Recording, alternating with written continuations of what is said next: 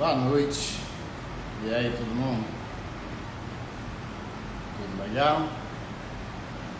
Por aí.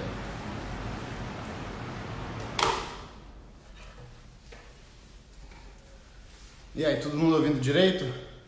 Tudo certo? Salve. Irado. Vamos deixar a galera aí entrar. Tava tentando bolar alguma coisa aqui rapidinho, mas não deu tempo. Mas vamos aí em frente. Vamos deixar a galera entrar. Então hoje à noite a gente vai fazer a live da regra avançada, né? Foi o que eu chamei. Basicamente dois motivos por qual eu fiz esse live. Primeiramente, uns assuntos que já faz um tempo que eu queria falar sobre, né? Só acrescentando, eu acho, no que eu já falei sobre, mas também algumas dessas coisas, né? Que nem eu já mencionei, a gente está aprendendo todos os dias. Então, algumas dessas informações são coisas que assim a gente aprendeu por fato, com dado e tudo esses meses, talvez, passado. Então, né, super legal porque é informação nova que dá para tipo, conferir certas práticas que a gente faz que talvez são melhores ou não. E não é muito diferente do que a gente já sabia, mas a gente já tem uma ideia melhor do que acontece, né? E é sempre bom aumentar o que a gente já sabe. Tá baixo? Alguém falou? Vamos ver aqui. Consigo melhorar isso aqui? Talvez ficando mais perto. Então, vou comentar umas coisas primeiramente. Essa é a live da regra avançada, então em parte você vai ter que já saber as informações das outras lives, né? É meio que um requerimento nessa aqui. Eu já vou assumir que você já assistiu às outras, já meio que entendeu aquela informação o suficiente para entrar nessa e compreender sem eu ter que voltar muito e falar muito sobre, né, os assuntos que eu já falei sobre. Também esse live e os assuntos desse live meio que vai necessitar que você tenha certos equipamentos em casa para poder fazer as coisas que eu vou falar sobre. Então, já de cara eu vou falar que tem que ter algum equipamento para medir o pH de uma forma muito accurate, né? Correta, essas coisas assim. Vai ter que ter um jeito de medir o EC, né? A condutividade elétrica da solução, com muita precisão também. Se você precisar comprar agora uma dessas aí, eu recomendo o Combo Meter da Blue Lab. É caro, mas é bom, dura bastante. É o que eu uso já há bastante tempo agora e o que muitos que eu conheço, né, basicamente somente usam hoje em dia. Então, é o que eu recomendo.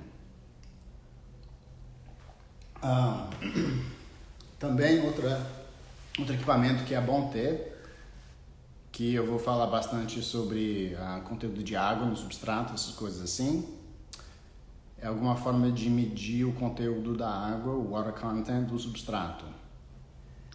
Isso geralmente é medido de uma forma de porcentagem de água para o ar e você vai ter que ter algum equipamento para talvez fazer exatamente do que eu estou falando aqui nesse live. Então, esse live você já assistiu aos outros, já entendeu o suficiente, então meio que graduou para essa e já tem esses equipamentos para poder executar as coisas da forma que eu vou explicar. Então, vamos seguir em frente. Vou desligar as coisas aqui.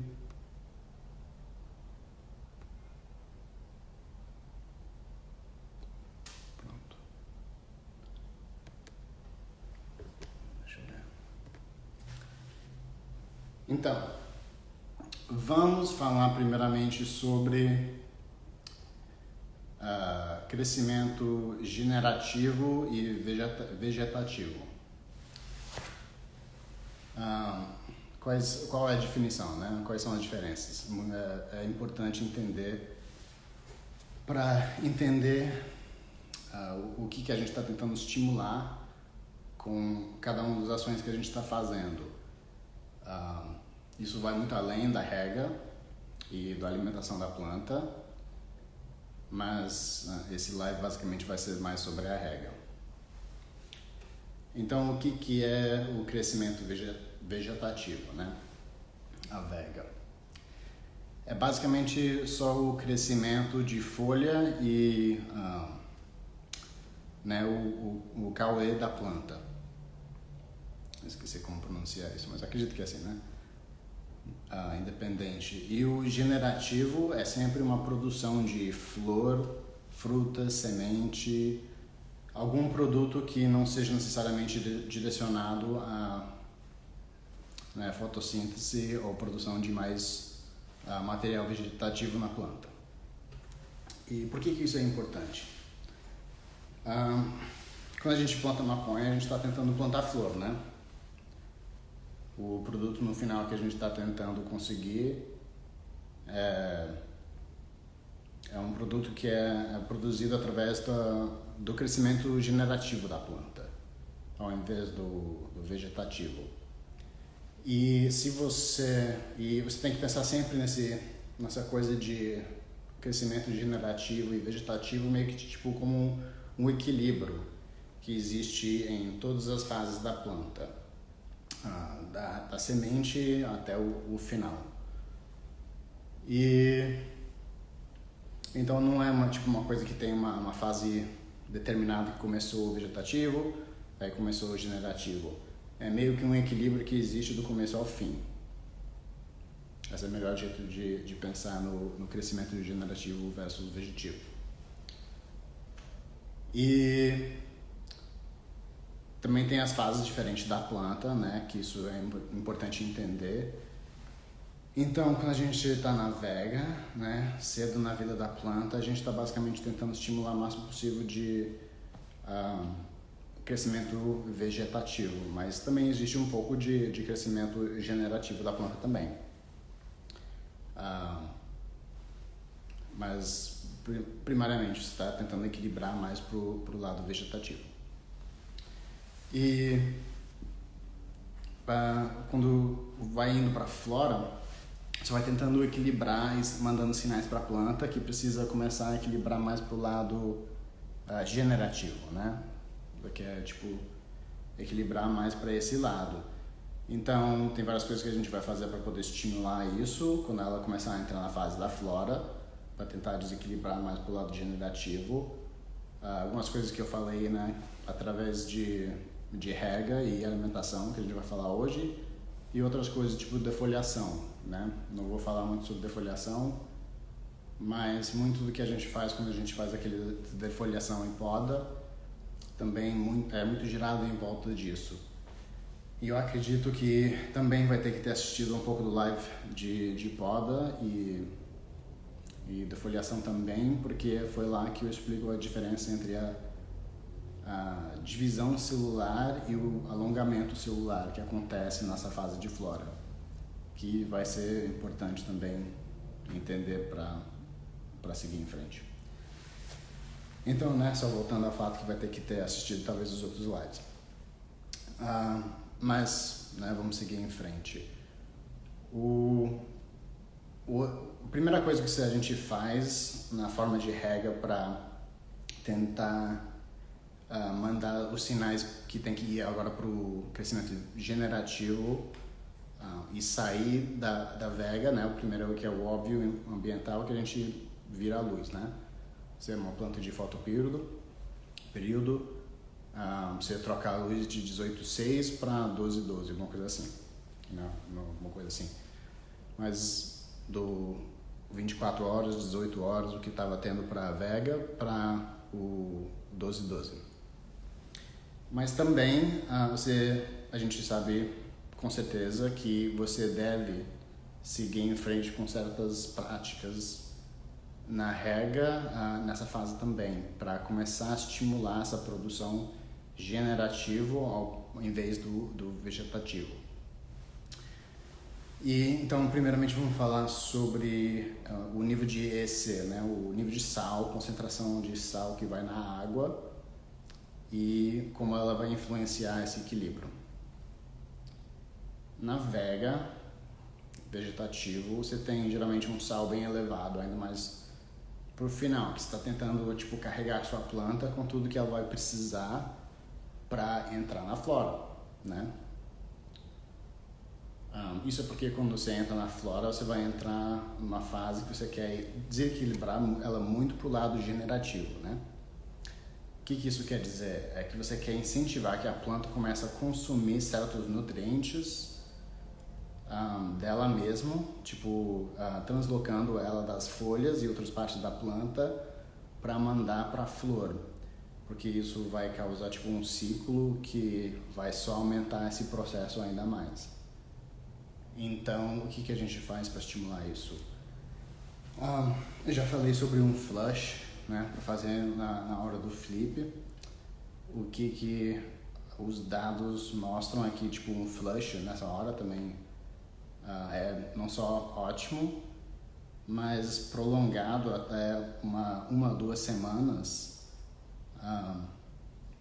É melhor, na minha opinião, ficar com 1 semana, mas prolongar esse flush por 1 semana, mantendo uma queda de EC 25% do que você estava usando inicialmente na vega e geralmente por volta de 25% a menos do que você vai usar no final da flora também, mas você vai fazer essa queda na primeira semana. O que isso acaba acontecendo, o que isso estimula, né? Isso começa a estimular a planta para, que nem eu falei, consumir certos nutrientes de outras partes da planta. Estimula uma deficiência, basicamente, uma sensação que ela está deficiente. Então começa a estimular essa produção generativa da planta.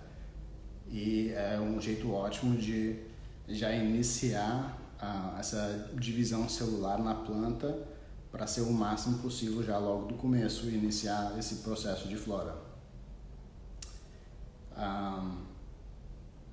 Então é importante ter essa queda no EC. Então vamos dizer que o seu EC está 2.2, alguma coisa assim, você vai ter uma queda mais ou menos de 1.7, 1.8, manter isso por 1 semana, 2 semanas, assim até você começar a ver uma mudança, né, nesse equilíbrio. E aí você pode começar a voltar a dar comida normal para a planta, que você já começou aquela primeira parte do estímulo, né? Umas mudanças que é bom mesmo ter nessa virada é que no começo, durante a vega, lógico que o nível de nitrato é importante, né? Porque é a produção de tecidos novos e é o que a planta precisa para gerar os aminoácidos que vai usar depois para finalizar a planta. Mas depois dessa queda, ela nunca volta a precisar daquele mesmo nível de nitrogênio. Então, não é necessariamente necessário, e ao invés disso a gente sabe muito bem, né, que o aumento de PK, fosfato e potássio são super importantes. Por que esses dois são importantes ao invés do nitrogênio, né? Nitrogênio é a produção de tecidos, gera aminoácidos na planta para basicamente gerar mais planta. Esses aminoácidos podem ser consumidos pela planta mesmo e também usados em outros, assim, para outras formas.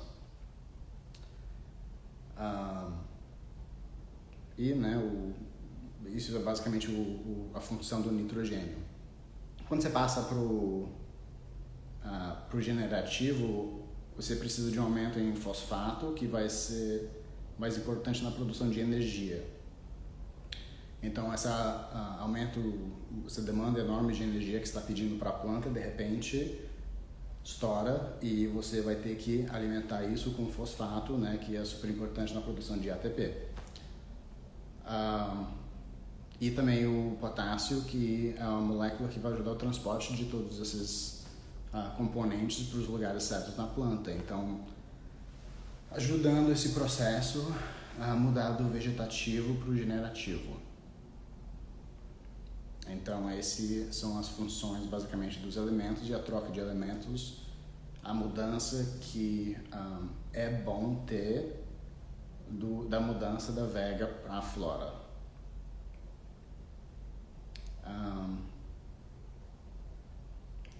Quanto para diminuir, né, o nitrogênio? Essa é uma boa pergunta. Você vai provavelmente reduzir uma faixa de tipo 10% em geral, até talvez 25%. É uma coisa, a quantidade exata não é uma coisa que a gente sabe muito bem, mas é bom reduzir. É bom aumentar o pH com certeza absoluta. Isso eu já falei sobre suplementação com tipo Plant Prod, né? Eu já dei vários exemplos, com um exemplo concreto tipo, que é o Plant Prod com nitrato de cálcio, como você vai suplementar o pH.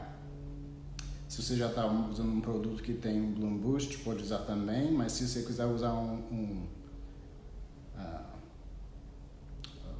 potássio de fosfato, o MKP, para substituir para o seu Bloom Boost também, porque é mais barato, pode também, mesmo se você está usando outra marca. Então, mas é bom aumentar esses alimentos na flora, bastante. A quantidade é só referir, né, naquele podcast, ou no podcast eu falo depois, mas o live que eu fiz sobre o Plant Prod suplementando na flora.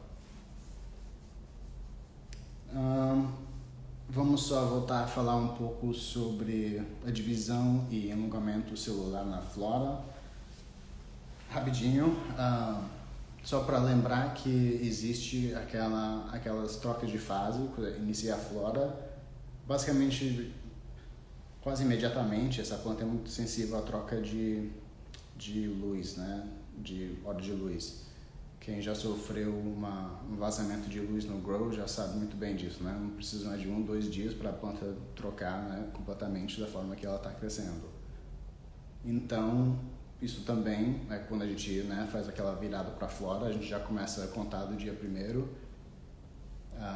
que está em flora e até a planta, né, é basicamente rápido assim para responder dessa forma mesmo. Quando a gente vira ela, em poucos dias a gente já vê a resposta que ela está começando a equilibrar mais pro generativo e ela já começa a iniciar esse processo de divisão. Então é muito importante que você já teve alimentado a planta muito boa na vega antes de ter mandado para a flora, né? Uma planta forte na vega vai se dar bem na flora e é por isso, porque nessa fase generativa que vai trocar, né?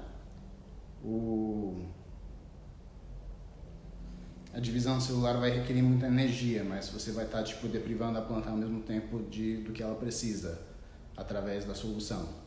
Então ela vai precisar disso já em outras formas na planta. Então um nível alto de aminoácidos no final da vega é muito bom. Então é por isso que o nível de nitrogênio alto no final da vega é bom, mas, né, como eu falei, a gente faz aquela queda e volta com o N diminuído, mais aumenta o pK.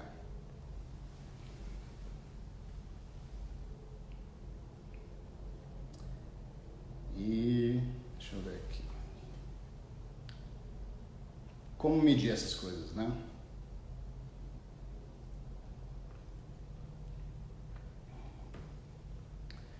É outra parte, né? Por que isso é rega avançada? Porque você tem que ter esses equipamentos para poder basicamente monitorar isso o tempo inteiro. Se você não tem isso, é mais fácil simplesmente seguir um rótulo do que tentar fazer essas coisas. Muitos rótulos, se você seguir ela, vão fazer uma coisa meio que parecida, mas talvez não exatamente, mas fazer o quê? Que nem falei, você vai precisar. Então, a gente vai falar agora de runoff e como utilizar o runoff para conseguir atingir essas metas que eu falei agora. Então, o runoff a gente vai colher da planta quando a gente regar ela, né? Então a gente rega a planta, eu já falei isso em várias outras lives sobre rega, que você vai regar com bastante água e sempre vai ter bastante runoff, que é água que vai escorrer da planta quando você rega ela. Deve ser entre 10 a 15. Muita gente vai muito além disso, de porcentagem de água que escorre no final.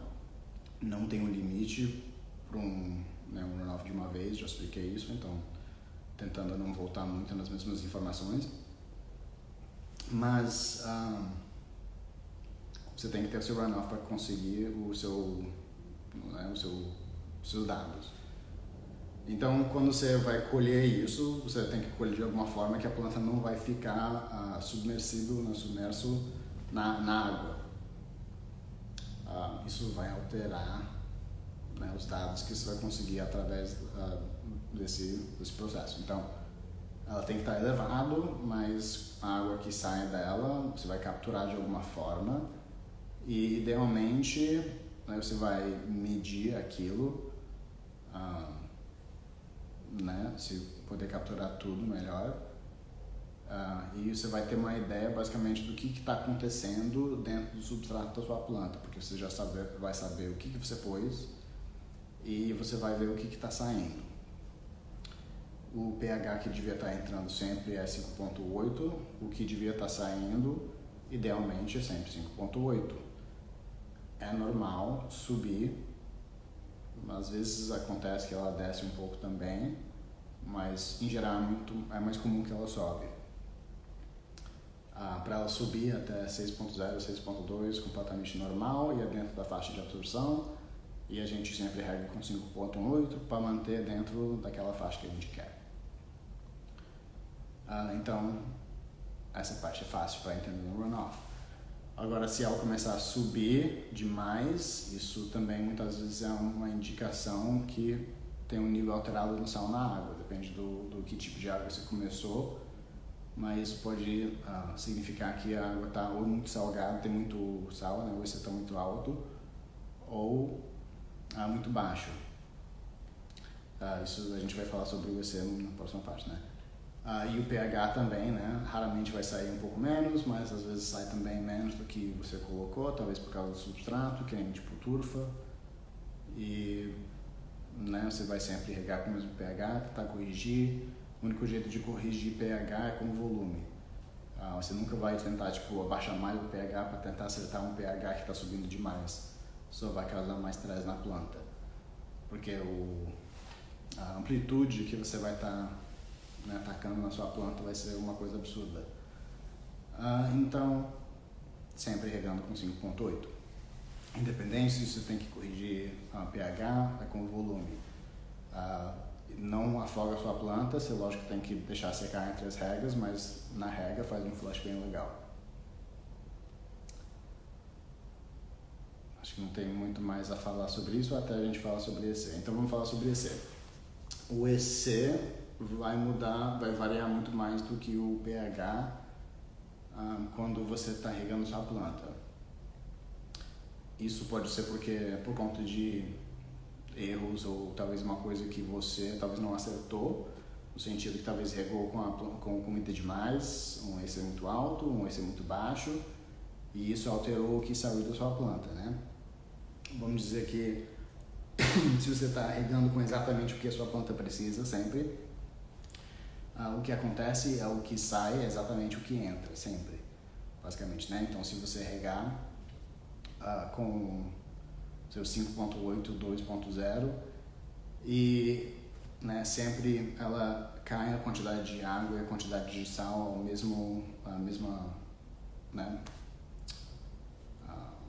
ratio, né? Está sempre descendo no mesmo nível, sempre a mesma velocidade. Então isso quer dizer que sua planta está consumindo os dois basicamente no mesmo nível que você está alimentando ela, está basicamente perfeito. Nunca acontece para sempre, né? Que ela sempre vai mudar o que ela está pedindo. Mas isso seria o mundo mágico ideal.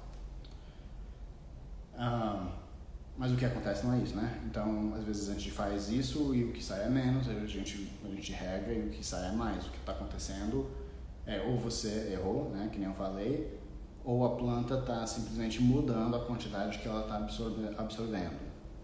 O que a gente vê é que ainda mais depois da semana 4, 5, Tem umas fases que é muito dependente de variedade genética, então cada uma delas responde de uma maneira diferente e mesmo assim, de virada em virada é diferente. Mas o que acaba acontecendo é que nas últimas 5 semanas ela começa a variar muito a quantidade de comida que ela quer e não quer. Tem dia que ela tá com fome, quer toda a comida do mundo, e tem dia que ela parece que não quer nada. E você tem que meio que ir acompanhando isso com o runoff, né? Tentando acertar o máximo possível. Então você rega com 2.0, sai 1.8 com uma consistência, você já sabe que isso talvez pode começar a aumentar, ou seja, vai começar a baixar 1.8, o dia seguinte sai 1.5, o dia depois daquilo sai 1.1, a sua planta demandando muito mais, sabe, isso considerando que não mudou nada, né? A planta está consumindo mais sal do que você está colocando, se ela está sempre abaixando. Se você está usando em geral, quando a planta vai consumir mais sal e deixar mais água para trás, muitas vezes o que você vê que vai acontecer vai aumentar o pH também. Então, uma coisa que veio pode ser junto um ao outro. Então, sempre regando com o mesmo pH, mas tentando acertar o sal para equilibrar os dois ao mesmo tempo. Às vezes vai sair mais alto do que você colocou. É normal, ainda mais quando você está tentando aumentar a quantidade de comida que você está dando para a sua planta, mas você tem que ir seguindo ela para ver como que ela está respondendo e quanto que o runoff está começando a sair. Se a gente na regra seguinte está subindo para tipo um 3.8, 4.0, está subindo demais, já tem que corrigir aquilo, né? Tem que diminuir a comida, fazer um flush, bastante volume e voltar a um nível que ela está começando a meio que aceitar, né? Então, aceitar que eu digo que ela tá ou botando para fora a mesma quantidade que você está colocando, ou talvez um pouco menos. Se está sempre saindo um pouco mais, se você tipo está sempre colocando 2.2, está sendo 2.5 toda vez, não é um problema enorme. O que acontece é que quando sai 2.5, aí a regra seguinte sai 2.8, aí depois daquela sai 3.9, aí que tem problema, que aí você sabe que você está alimentando ela num nível que ela não está aguentando e já está causando, agora começando a causar um estresse. Se você seguir isso entre alguns pontos, conseguir, né, seguir isso do começo ao fim entre alguns pontos de precisão, você consegue basicamente alimentar ela da melhor forma possível e realmente conseguir um resultado bem legal. Isso é 100% seguindo o que a planta está querendo aceitar, né? E você tem que ficar sempre medindo ela, né? Recordando os dados, sabendo muito bem o que está acontecendo no dia anterior para você poder fazer sua próxima regra, sempre fazendo uma decisão meio baseada no dado que você está colhendo. É uma coisa também que envolve muita prática também, né? Você não vai acertar sempre. Esse raciocínio de saber quando aumentar, quando diminuir, essas coisas assim, vai vir com o tempo, mas vai seguindo em frente com essa informação que eu dei aí, né? Vai pesquisando no seu tempo também. Que isso já é um nível muito mais avançado, eu diria, do que uma regra normal, onde você está mantendo um EC e um pH sólido do começo ao fim até o flush. Dessa forma dá certo e é tipo uma forma mais básica que requer muito menos equipamento e trabalho, né? E você consegue ter um produto legal. Agora isso já é para um nível que está tentando, né, fazer o processo de dial-in, né? Está tentando acertar cada vez melhor e manipular tudo da forma que exatamente da forma que a planta quer e, né, optimizar tudo.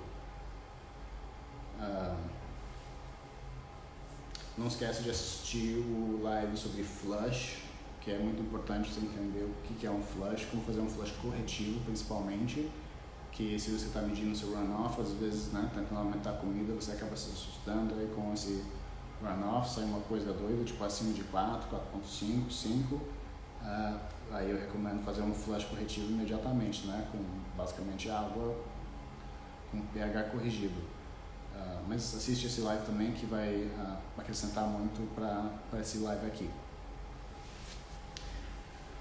O último assunto, e aí eu vou abrir para as perguntas, sobre o dryback, que é outro fator da rega, que pertence mais ao volume em geral, para poder estimular esse processo generativo versus vegetativo, né?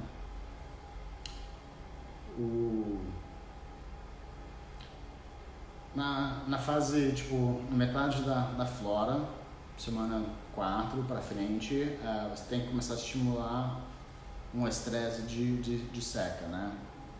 Tentando promover mais esse equilíbrio pro generativo. A gente já viu que, assim, até exagerar não é terrível, se você sabe não fazer tão cedo, mas conseguir talvez secá-la, mesmo até ter um pouquinho de problema na folha, mas ela sempre tem que voltar, nunca pode ter dano para a flor, nunca pode ter dano para nenhuma das partes mais críticas para as plantas, mas mesmo assim isso é um pouco de um exagero, não recomendo, mas mesmo chegando nesse ponto, você consegue uns benefícios do estresse de seca.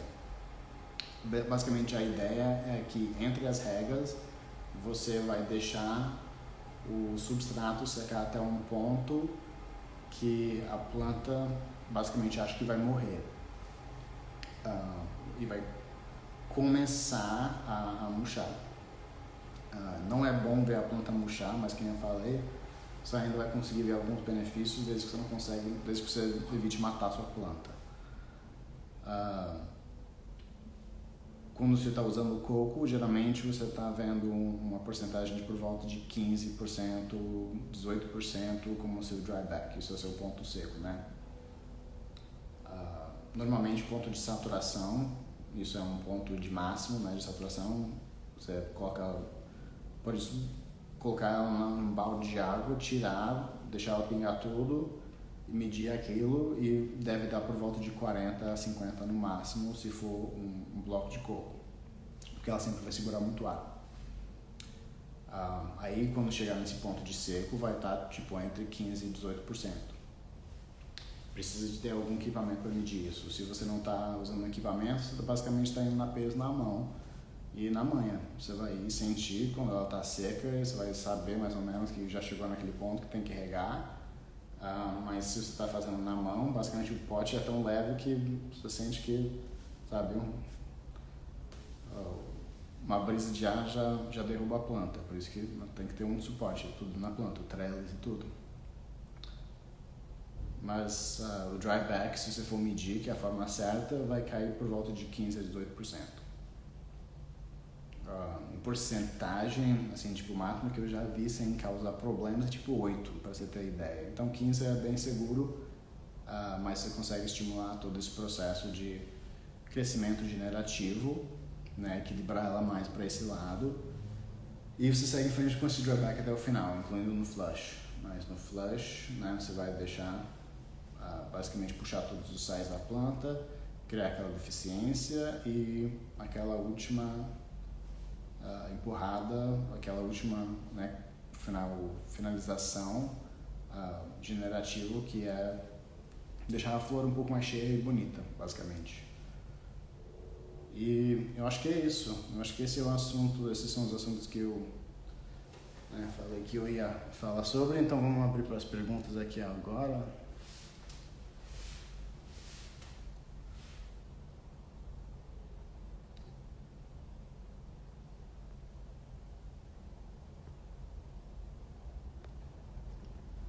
Bom, alguma dessas eu acho que eu já respondi no live, então...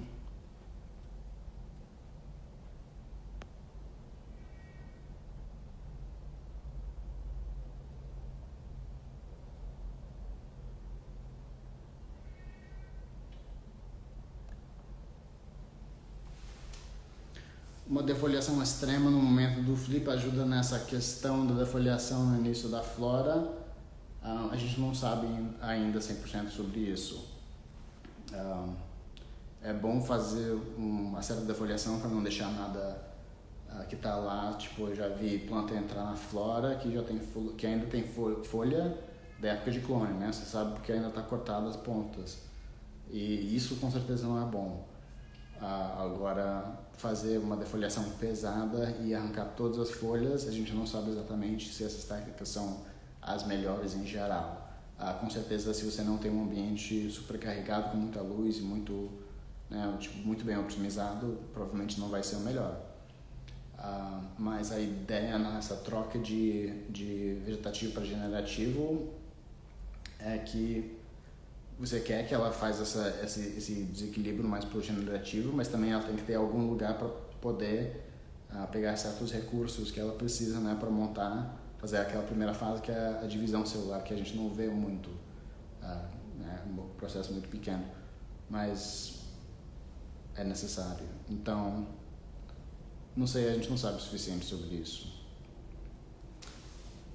Mas tem motivo para talvez pensar que é bom manter umas folhas talvez recentes ou recentemente maduras, né, na planta para servir para essa fonte, né? Então.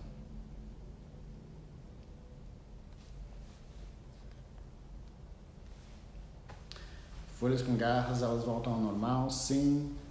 Diminui o nitrogênio ou faz um flush, você deve ver elas voltar ao normal rapidamente.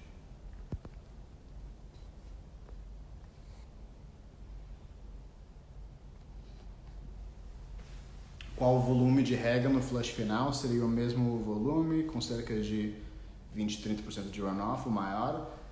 Pode seguir em frente com isso mesmo, não tem problema, isso já é considerado basicamente um flush, mas se você quiser também aumentar, né, desde que você não afoga a sua planta e você deixa ela secar entre as regas, pode fazer mais. Se você quer ter certeza, né, que está criando aquela deficiência, manda ver.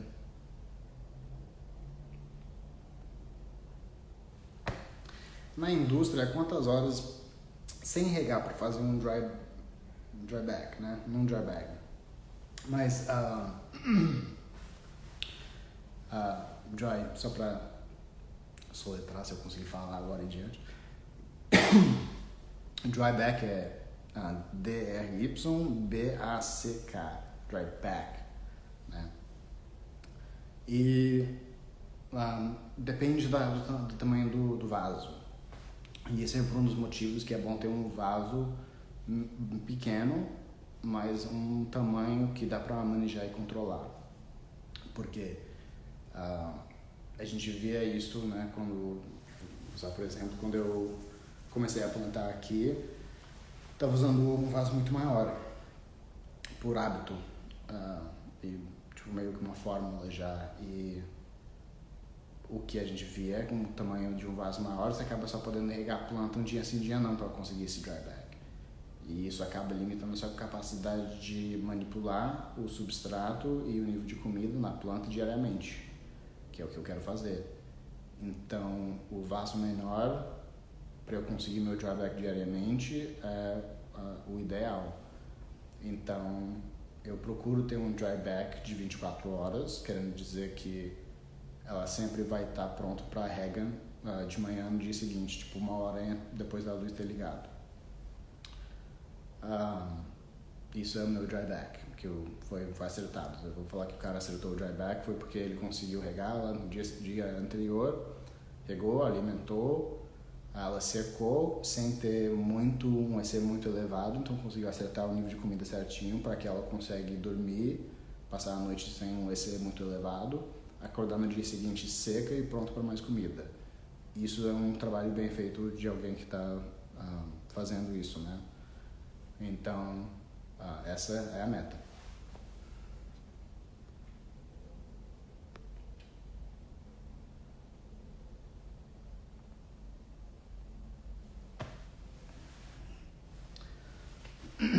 Boa pergunta. Estou com plantas muito grandes em vaso de 4 litros, da noite para o dia, corre risco para secar no período de escuro. Nessa situação você vai ter que regar no período de escuro. Não é o ideal, mas Você pode regá-la um pouco antes do período de escuro também, se for o único jeito, se você está regando a mão, mas você vai regar com um volume menor, não vai procurar ter escorrimento. Basicamente, se você for pensar nela numa porcentagem, vamos pensar que você regou no começo do dia 40%, quedou no final do dia para 20% e vai apagar a sua luz daqui uma hora. E você não tem confiança que ela vai aguentar até o dia seguinte. Ela vai cair para... Então vamos dizer que antes da luz apagar, ela caiu já para 15%, né?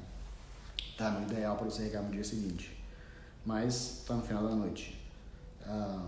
E você não vai querer regar com tudo e toda a comida agora, né? Porque não vai adiantar nada. Só vai causar problemas. Então, nessa situação, ideal seria você colocar só um pouco de água, ou um EC muito baixo, ou até só um pouquinho de água mesmo, com pH sempre corrigido, né? Sempre certo. E simplesmente aumentando aquela porcentagem. Então, ela chegou no final do dia, uma hora para a luz apagar, está no 15%, você vai regá-la até chegar tipo nos 25%. Só um pouquinho. Só tipo, se fosse adivinhar, sei lá, 250 ml, alguma coisa assim, bem pequeno nesse vaso de 4 litros. Ela vai parecer quase nada, mas é só o suficiente para ela aguentar até dia de manhã, porque ela não vai transpirar muito quando a luz apagar, mas é possível que vai ser suficiente para ela sofrer. Então, se você já está com muito medo disso, essa seria a estratégia para você conseguir aumentar um pouco o nível de água para ela aguentar até de manhã, voltar a 15%, aquela uma hora depois da luz acender, aí você rega de novo.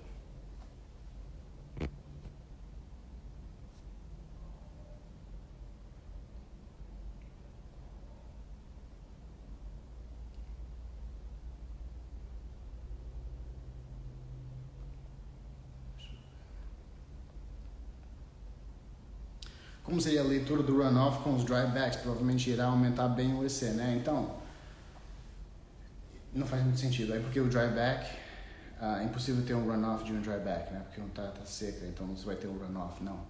Mas você está certo na sua ideia. Se você está medindo o substrato constantemente, como se um sistema de arroio que nem a gente usa no trabalho, você está medindo ela 24 horas por dia, mesmo sem runoff. Então, o que você vê é que quando ela seca e tem um EC mais alto do que ela quer, em geral você vai ver esse EC aumentar muito mais do que se ela está com um EC mais tolerável. Mas sempre vai aumentar um pouco, né? Porque você está diminuindo a quantidade de água. Se você está tentando, né, sempre acertar a comida, muitas vezes você vai regá-la para sobrar e vai sobrar um pouco de sal. Então, é normal o EC aumentar no substrato quando ela vai secando, né? Mas não é necessariamente um fato. Se você está acertando muito bem o sal, ela pode estar consumindo o sal no nível igual à água, então ela não vai necessariamente aumentar dramaticamente. Também quando você chegar no nível, vamos dizer, expert, né, de reg, que é tipo crop steering, você precisa de muito mais equipamento, basicamente necessita um sistema de monitoração, que nem o Arroyo. O ideal seria que você, né, aumenta o EC durante o dia e diminui o EC à noite e deixa ela ir para a cama com o EC bem baixo e com um conteúdo de água seca. Mas isso exige um nível de controle e monitoração muito mais avançado do que, em geral, a galera tem em casa. Então, tem essa.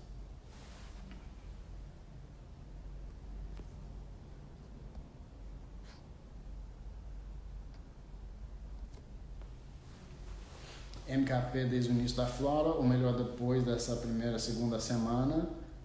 Pode usar desde o início. É possível e tem teoria que é até bom usar tipo na última semana da vega para tipo supercarregar os tecidos da planta com os nutrientes que ela vai precisar quando passar para aquele então, basicamente a planta vai supercarregar com os aminoácidos, o ATP, tudo que ela vai precisar quando ela passar para aquela próxima fase. Então, tem essa que é possível que é bom usar até um pouco antes da flora, mas tudo em teoria, mas com certeza do começo ao fim não vai fazer mal.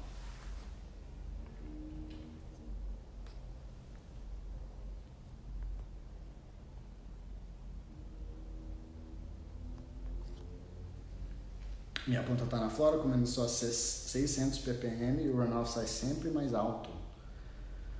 Bom, se ela está sempre mais alto e aumentando ainda, é porque sua planta realmente não está aguentando muita comida.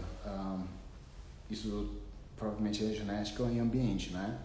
Quando eu falo sobre nível de sal e quantidade de rega, tudo que eu estou falando sobre o sistema que está basicamente no máximo, né? Operando 100% otimizado, né? Com o máximo de luz, máximo de CO2, máximo de ventilação, né? Aí realmente você consegue supercarregá-la com bastante comida. Agora 600 ppm é super baixo, então se ela não está aguentando 600 ppm, realmente precisando provavelmente aumentar a quantidade de luz ou demanda na planta ou uma genética diferente. Ainda segue com o projeto Plant Prod? Bom, primeiramente eu não planto em casa atualmente, então eu não sou dono dessa casa, eu teria que ser dono dessa casa aqui onde eu moro atualmente para poder plantar. Eu estou morando em Arizona, onde essas são as regras e né, não tenho necessidade, felizmente através do trabalho eu não tenho necessidade de plantar mais, mas eu sempre gostaria, né? Só que atualmente não seria a melhor ideia. Então não estou usando Plant Prod em casa, né, para plantar maconha, porque eu não estou plantando maconha, mas não teria problema em usar. E no trabalho é tudo personalizado, né? A gente usa os testes de água para determinar cada elemento e que a gente vai aumentar e tudo, então não tem marca, basicamente. A gente tem os matérias-primas, né? Os elementos que a gente compra para montar tudo. Tudo isso, né? Dá para comprar aí também, mas aí teria que ter uma noção muito melhor em como fazer essas misturas. E lógico que a fórmula do trabalho eu não posso divulgar, mas né? O Plant Prod funciona muito bem.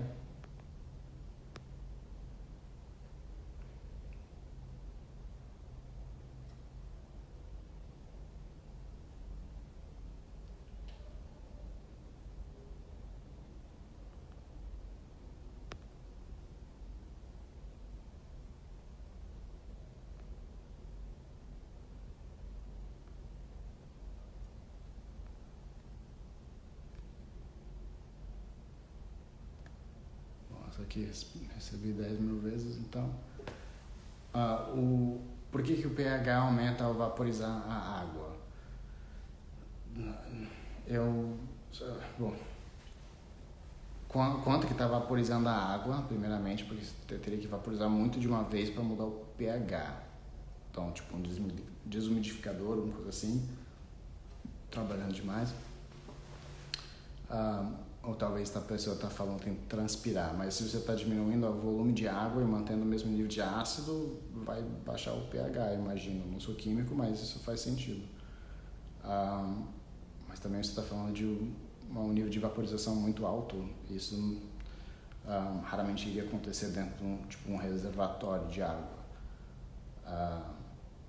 Pode aumentar simplesmente porque está em uma solução onde tem outros componentes que estão neutralizando o ácido ao longo do tempo, amortecendo o pH da água, e isso é normal. Muitas vezes é componente que já vem dentro da água da torneira mesmo, carbonatos e várias coisas que talvez alguns nutrientes têm, tipo GH, que podem afetar um pouco o pH, assim, tipo aumentando.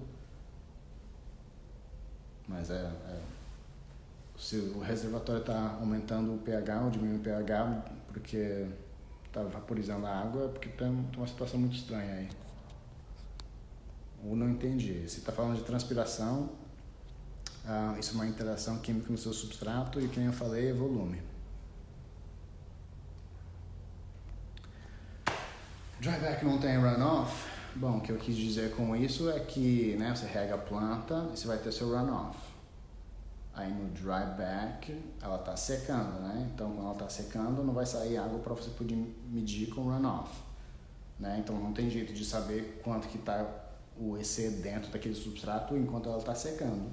porque sem uma maneira de medir ela dentro do substrato, não tem runoff, né? Não tem jeito de medir.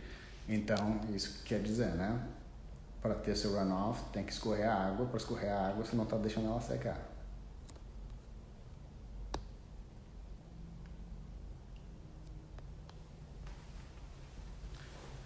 Trufa de perilito está criando limo, deve me preocupar. Limo se diz tipo um cálcio, um sal, uma crosta de sal.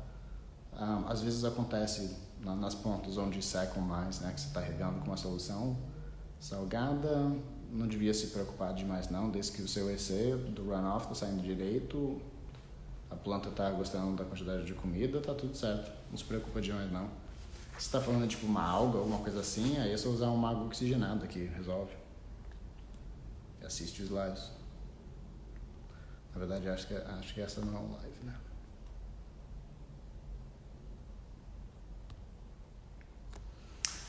As plantas consomem água mesmo no período escuro, não vão transpirar 100% na hora do escuro, mas é possível que em certas situações, se ela ter muito pouca água, quando ela for, né, quando a luz apagar, que ao longo da noite você vê, né, se você está medindo ela 24 horas por dia, que a gente mede no trabalho, você vê que o ponto que ela começou na noite não é o mesmo ponto que ela terminou na noite, ela diminui sim.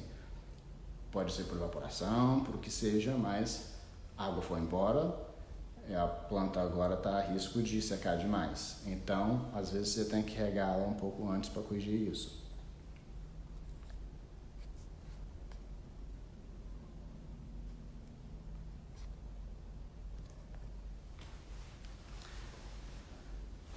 Qual é o máximo de ppm na flora? A sua planta que vai determinar isso, né? A gente está falando em rega avançada, então usa o seu runoff, vai aumentando. Se o runoff está aumentando é que você está errando colocando demais. É a planta que vai mandar o quanto de ppm que tem que aumentar. Vai aumentando aos poucos, lógico, né?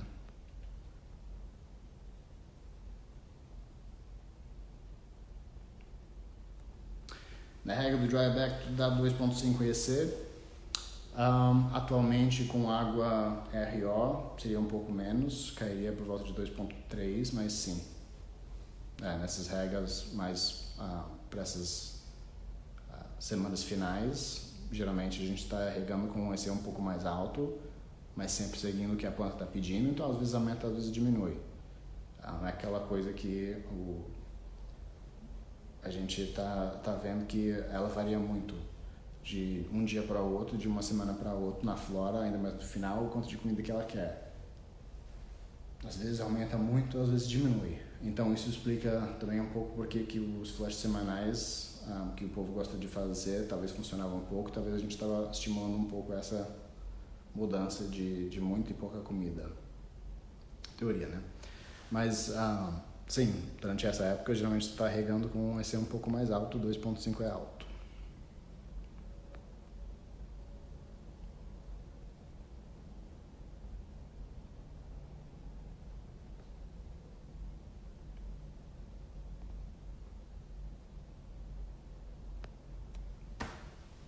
MKP é igual ao PK. PK é referido, quando você está referindo às porcentagens normalmente de fertilizante, né?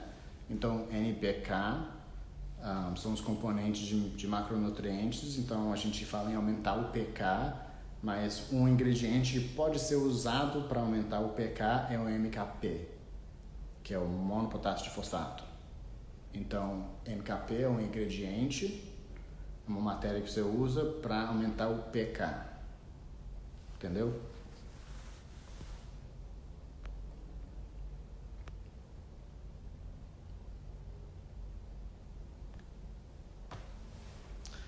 Osmocote com coco pode? Se eu lembro direito, o Osmocote é um time release, né? Que é uma cobertura no fertilizante que deixa ela prolongada, né? Funcionar prolongada, soltando nutrientes, né? Se for isso, não é o melhor tipo de fertilizante, mas em teoria funciona. se você está falando, se isso talvez está referindo àquela forma que eles produzem o nitrato de cálcio, né, aquelas bolinhas, acredito que aquilo não é o osmocote, mas eu sei que é um processo, sabe, X. Aquilo é nitrato de cálcio, é a forma que vem, né, parece umas bolinhas, né, pequenas.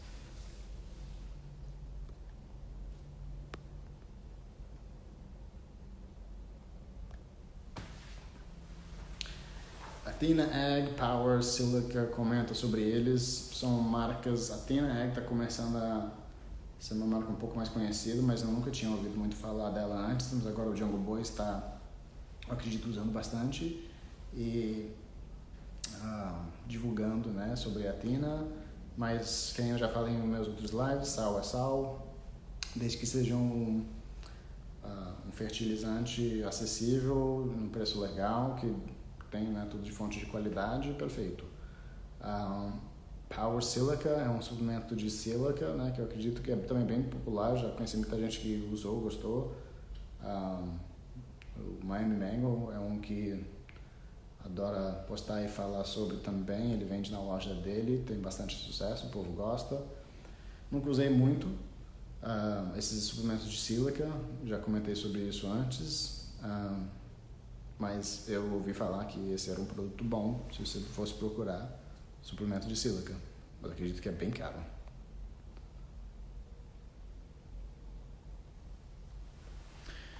No encontro coco, posso usar só perilita ou perilita com um mínimo de turfa? Sim, é 100% possível usar somente perilita, 100% perilita do começo ao fim. Para fazer qualquer planta hidropônico, é possível. É um substrato inerte, agora você geralmente adiciona a perlita para o substrato secar mais rápido. Então, que nem você podia imaginar um substrato que é 100% perlita, você vai ter que manejar aquele nível de água muito mais do que um coco ou turfa. Então, tipo, acertar seu dry bag, você vai ter que estar muito atencioso, né, na sua planta para acertar ela bem certinha, para não matar ela também no processo, né?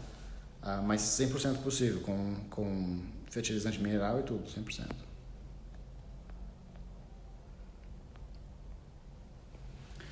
É ideal medir o pH e o VC do runoff de cada rega? Sim. Nesse mundo, o mais data que você tem, o mais dado que você tem para poder fazer decisão, melhor.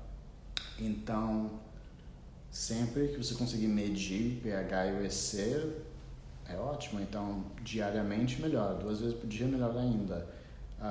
24 horas por dia com um sistema que consegue, sabe, monitorar, melhor ainda, perfeito. Né, tudo tem seu nível.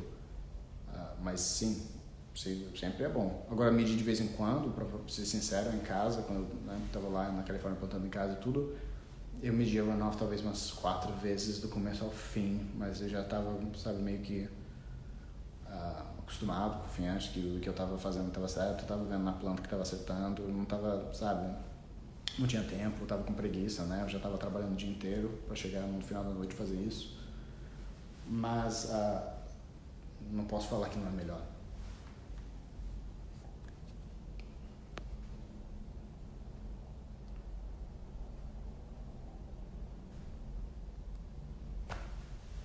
Como conseguem controlar tantas plantas ao mesmo tempo?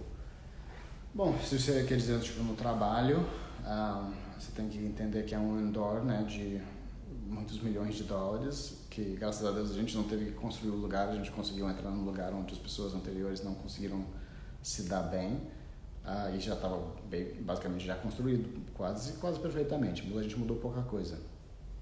E, né, cada sala tem seu sistema de controle de ambiente, então a gente consegue manipular o nível de umidade, temperatura, essas coisas de sala em sala, né, de uma forma muito precisa.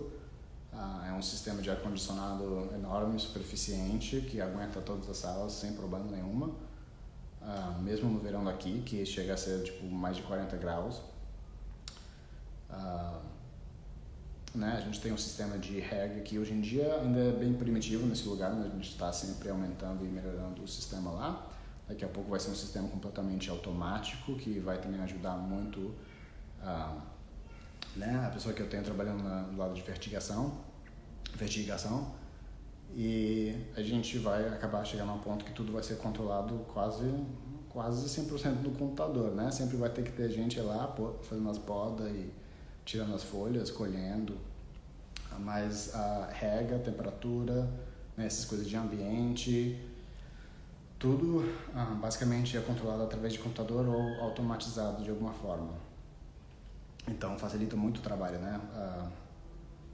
8 salas, uma sala de mãe, uma sala de vega, a gente vai dobrar tudo isso, e por enquanto a gente ainda só tem 6 pessoas, incluindo eu, do lado do cultivo. Então, né, a automatização faz muita coisa.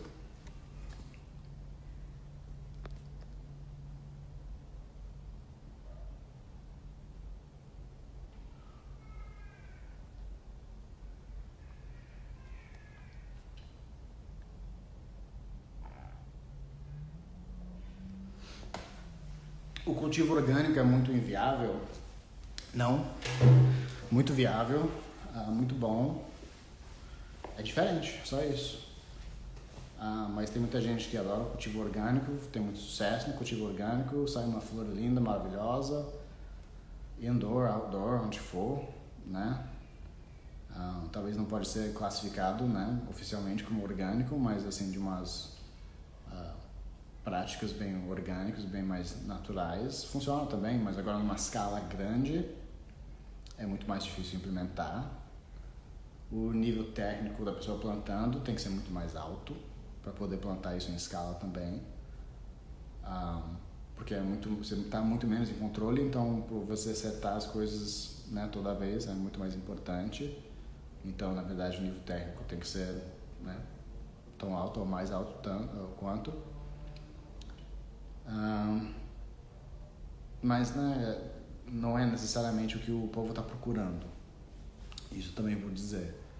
Você não vê tanta flor sendo vendido, tendo algum marketing de orgânico, porque simplesmente não é uma coisa que o povo está demandando, requerindo das plantas, né? Eles só querem saber que não tem nada de mais de ruim, né? Passou os testes de agrotóxico, não tem nada que você possa na planta, legal. A planta, primeiramente, tem que ter, né, o nível de canabinoides, tem que ser linda, tem que ter o cheiro, o sabor, essas coisas assim. E o povo gosta de saber que a planta foi plantada indoor também. Isso é por conta do mercado, é simplesmente o que o mercado demanda por enquanto. Mas isso não quer dizer nem um pouco que o cultivo orgânico não é viável ou que não seja bom. É só diferente. E não exatamente o que todo mundo está procurando agora, ou demandando.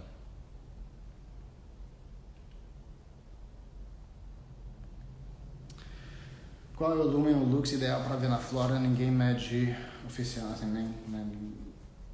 ninguém que entende sobre a fisiologia da planta ou nesse nível usa lumens para medir luz. Não é uma representação boa da qualidade de luz. O que é mais importante seria o que a gente chama de PAR, né? O Photosynthetic Reactive Radiation, que é a radiação que a planta consegue absorver e utilizar para a fotossíntese, que é um espectro muito menor do que simplesmente todos os lumens que existem. Lumen que é qualquer espectro. E espectro é muito importante. Então, o que a gente mede é o PAR em uma forma de micromoles, né? Não sei muito bem como é que chama isso em português. Mas a ppfD também é uma forma, Photon Flux Density, PFFD, é também uma forma de falar basicamente isso, mas você está falando sobre as partículas de luz, mas o PAR é dentro de um espectro certo. Então, vamos dizer sobre o PAR ideal no topo no seu canopy, né, no topo das suas plantas, na primeira folha de cima, é ver por volta de 1000, idealmente. A flor lá no fundo, lá no finalzinho, que está, né, no fundo da sua planta, que você deixou, devia estar recebendo entre tipo 50 a 100. Se lá embaixo não está recebendo nem 50 a 100, não valia nem a pena ter mantido aquilo na planta, na verdade, era para ter tirado na poda.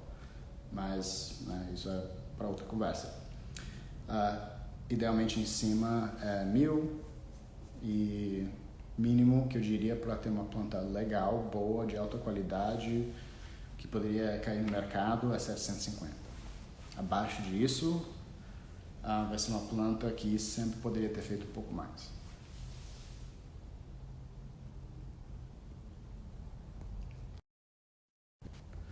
Bom, já passou uma hora, então eu vou começar a ver só umas últimas perguntas, aí a gente se vê outra hora.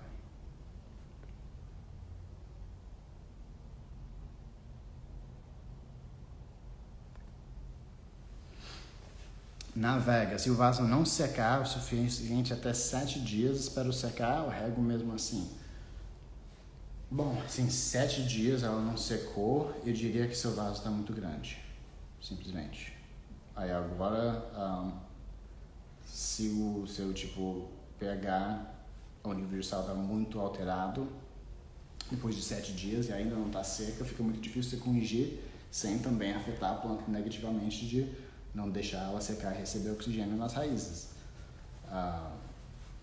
Então, dificulta, né? Mas eu diria que o vaso está muito grande nessa situação.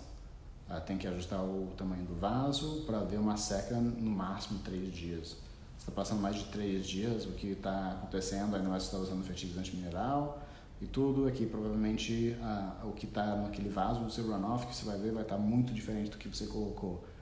Porque você nunca teve uma chance de refrescar a planta com o que ela precisa.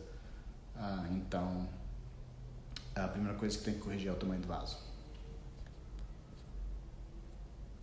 Se você tem um vaso pequeno e mesmo depois de 7 dias não secou, talvez doença, mas eu acho que o problema é o tamanho do vaso.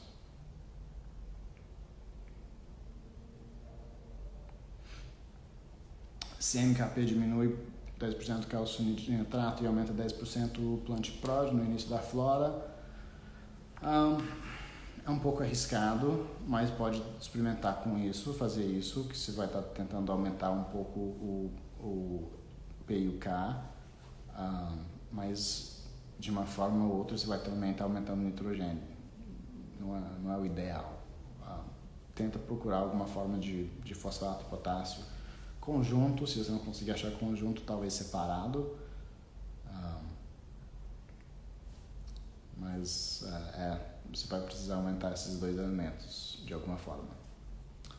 Não precisa, né? Você pode usar o plant prod do começo ao fim, mas o que eu vejo de várias pessoas postando e reportando é que realmente poderia ter usado um pouco mais de fosfato. Então, vai aumentar basicamente a colheita, né? O tamanho da flor no final, você poder aumentar com o fosfato e potássio. Então, 100% recomendo, mas essa estratégia de diminuir o cálcio nitrato e aumentar o plant prod sozinho talvez não vai ser o ideal. Experimenta, vê o que acontece, né? Mas recomendo bastante você conseguir alguma forma de fosfato e potássio. Qual a sua opinião sobre a aeroponia? Boa pergunta. Funciona.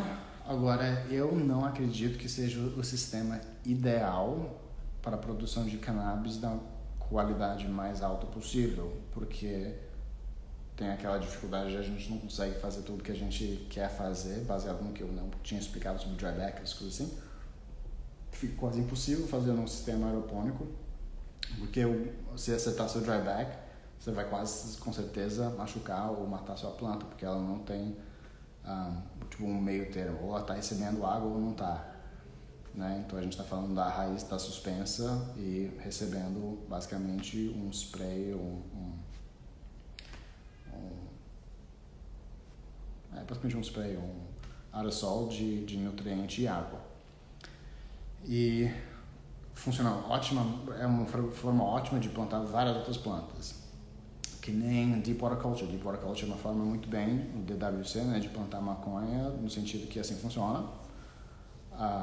Pode levar uma planta do começo ao fim, legal, vai ter provavelmente uma colheita legal, vai ter uma planta saudável, com bastante vigor, mas não é ideal para o cannabis, na minha opinião, porque não vai conseguir acertar, né, certas coisas que nem a importância do dryback. Então, é ótimo para várias outras plantas, em outros sistemas de produção, mas não são os tipos de sistemas de produção que são ideais para o cannabis. realmente, assim, o ideal que a gente vê em todas as companhias agora, todo mundo está indo para o coco. Todo mundo. Eu não vejo nenhuma companhia que, assim, alguns ainda estão na lã de rocha, mas essas geralmente não são as companhias com as melhores reputações, que não, sabe, investiram muito no cultivo. E a grande maioria está todo mundo indo para o coco, e não é por acaso, é porque simplesmente para essa planta é o que serve melhor. E, graças a Deus, uma coisa barata e fácil de achar, pelo menos aqui.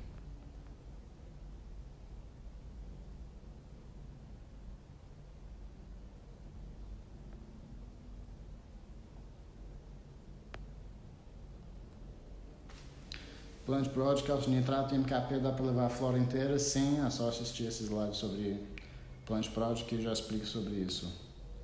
Até a suplementação e tudo isso. Boa noite, Bruno. Água oxigenada pode ser usada no solo orgânico? Porque pode explicar por quê? Não, eu não recomendaria você usar no solo orgânico. Por quê? Porque no solo orgânico você está dependente 100% no sistema de micróbios, né, a microbiologia do solo, para fazer que os alimentos sejam disponíveis para a planta conseguir absorver. É muito importante o ciclo de nitrogênio, o ciclo de carbono e tudo para você conseguir o melhor da sua planta no sistema orgânico, né? Se você usar água oxigenada, você vai estar matando todos esses micróbios, ou pelo menos uma grande porcentagem vai estar inibindo elas a ter o máximo de sucesso possível. Então você vai inibir a sua planta a ter o máximo de sucesso possível, porque aqueles nutrientes orgânicos que você está usando não são disponíveis para a planta. Farinha de osso e sangue são ótimos, mas a planta não absorve sangue, não absorve farinha de sangue, não adianta. Tem que ter algum micróbio que converta aquilo de uma forma de nitrato que a planta consegue absorver, senão não adianta. Então, é por isso que eu gosto pessoalmente do cultivo mineral, porque eu tenho 100% controle do que minha planta está recebendo na hora que ela está recebendo. Eu estou em controle 100%, não são os micróbios, né? Não que elas não tenham, né? Elas não são úteis, ou não têm o lugar delas também, mas não recomendaria usar água oxigenada no orgânico, por esse motivo.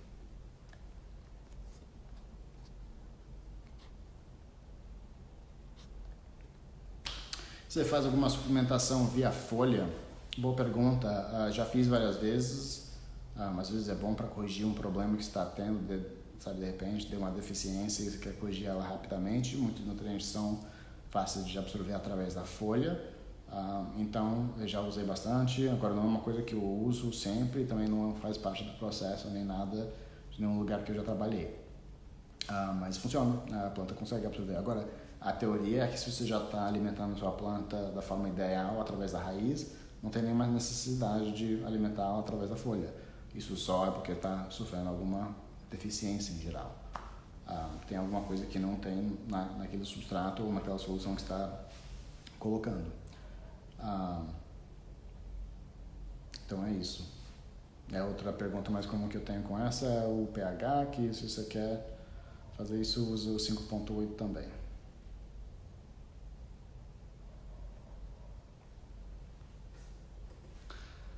Então, que nem eu falei sobre isso, medidor de luz, não acredito que existe conversão de luz para PAR, né, o Power. Então tem que procurar outro medidor. O problema é que medidor de Power geralmente é caro pra cacete. Aqui eu acho que a gente pagou $1.000 para ter o nosso lá no trabalho. Não é barato não.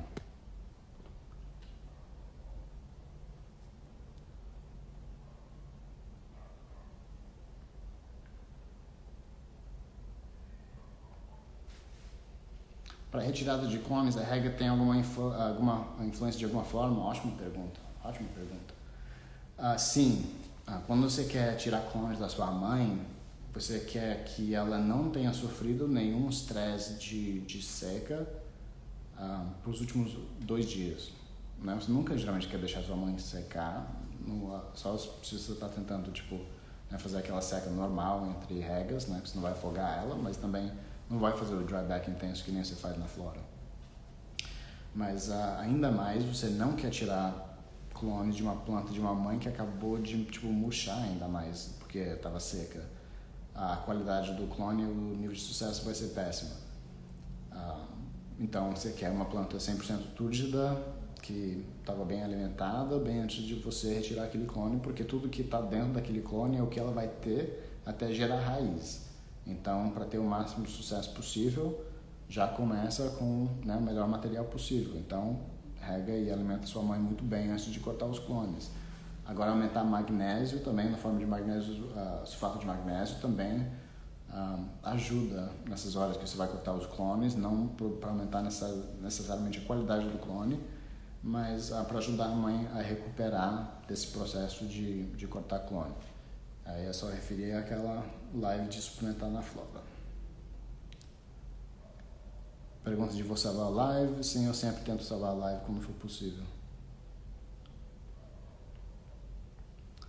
Bom.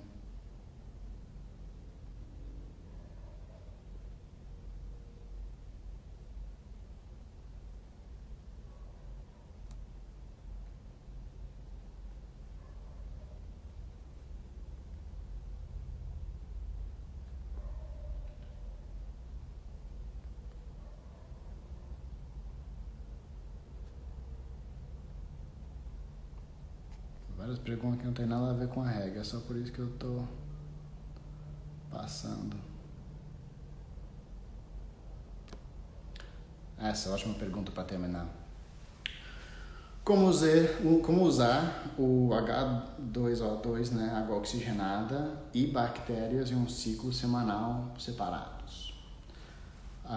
Basicamente é o que muitos estão fazendo hoje em dia, porque a gente vê que mesmo usando água oxigenada todos os dias, certos micróbios conseguem sobreviver em níveis menores, mas até os patogênios conseguem sobreviver em níveis muito menores, né? Elas estão sendo controladas, mas elas são oportunistas, né? Então sempre estando lá é um problema. Então a gente tenta diminuir isso. A única forma que a gente consegue diminuir isso ainda mais, né, que a gente não pode passar nada, é o uso de certas bactérias, né? Certas bactérias que crescem e basicamente produzem componentes que excluem o crescimento de certos fungos, incluindo Fusarium, essas coisas assim. Normalmente são várias espécies de bacilos, subtilos, Melicofaciens, Pumulus, várias espécies de bacilos que a gente normalmente usa em conjunto. Um produto que eu estou usando ultimamente e gostando bastante é o TerraGrow do BioSafe, que é uma formulação bem legal. E se você usar isso bastante, até semanal, é uma forma ótima. Você consegue manter uma população autossuficiente para combater basicamente aquele nível baixo também de patogênio que está lá. Basicamente os dois estão meio que sofrendo e morrendo, mas também estão tentando ao máximo possível sobreviver naquele substrato.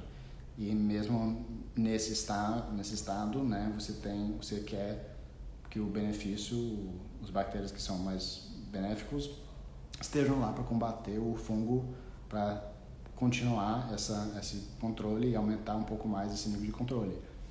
Então, assim você está talvez matando muitos das bactérias que você está colocando quando você aplica essa água oxigenada, mas mesmo assim o que a gente vê é que mesmo depois de poucas inoculações no começo, ou aplicações, né, de bactérias, e mesmo aplicando água oxigenada todos os dias, a gente ainda vê uma pequena população no final, viva, né? Então é possível manter algum benefício, né? Se elas estão lá, é possível pensar que ela tem algum benefício, e ainda mais se você está aplicando ela sempre e sempre aumentando a população, aí depois matando, aí aplicando, sabe? Nesse ciclo de aplicar água oxigenada, aí depois aplicar as bactérias, tem benefício nesse sentido. Agora, não existe nenhuma prova que tenha algum outro benefício além desse.